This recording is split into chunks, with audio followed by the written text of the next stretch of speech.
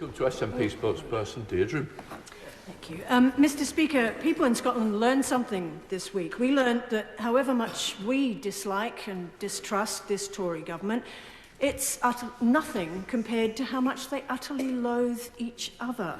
Those letters and emails and WhatsApp messages show that they spend their time attacking each other. No time to help people struggling with a Tory mortgage and rent bombshell, or to help people with rocketing energy bills. No time to reduce NHS waiting lists in England, now approaching 8 million, or cap that food inflation still running at over 10%.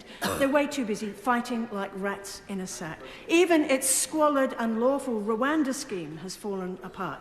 But I bring good news to the leader to cheer her up, news from a part of the UK where a government is getting on with the job, where there's not been a single day lost in the NHS to industrial dispute, where teachers are the best paid in the UK, where the Scottish Child Payment is taking tens of thousands out of poverty, where the railways have been taken into public ownership, where there are free school meals for all pupils P1 to P5, where there are more GPs per head than anywhere in the UK, and where those aged 60 and over get free bus travel along with our under 22-year-olds, and where we offer free university tuition, free prescriptions, free eye tests and free personal care to our older folk. That is the SNP-led Scottish government, as she knows.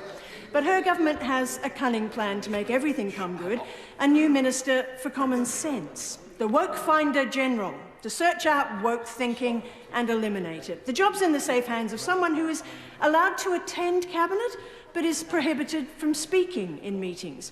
And for anyone who knows the new Minister, any period of silence may be her first and overwhelming challenge. So, for some light relief in this very bleak week for her government, could the leader help many of her baffled colleagues and try to give us her definition of what woke is? Leader. I am sure Mr. Speaker would take a dim view if I refused to answer the Honourable Lady's question. If I just stood here in silence because I didn't fancy doing it or I objected strongly to the content and tone of it. He might ask, if I had done that, why I would have shown up this morning, if I was not prepared to do my duty in this House, if I were not prepared to show respect to this House. It would be a bit like attending the cenotaph and not singing the national anthem. The Honourable Lady displays a distinct lack of self-awareness. I grow tired each week of reading out statistics to her about the performance of her own government. But since she invites me again, let me just give her two that address the issues that she raises. In England, the NHS 18-month waiting lists are down by 94% since September 2021.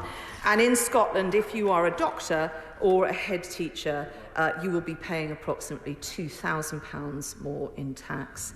I will continue to do my duty to this House and just remind the SNP of their appalling record in government, which is obvious to everyone except them. On the final point that I would raise, I think on all sorts of issues which many would perhaps describe as being woke.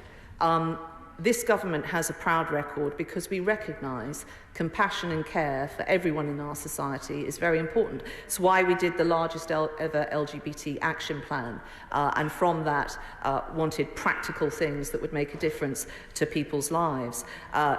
Conservatism, to me, has always been about the practical impact that we have on people's lives, stepping up and taking responsibility, not just for ourselves, but for other people. And I think that the Honourable Lady, who now sits around the Cabinet table, given her background, given her life experiences, will be very good in that role.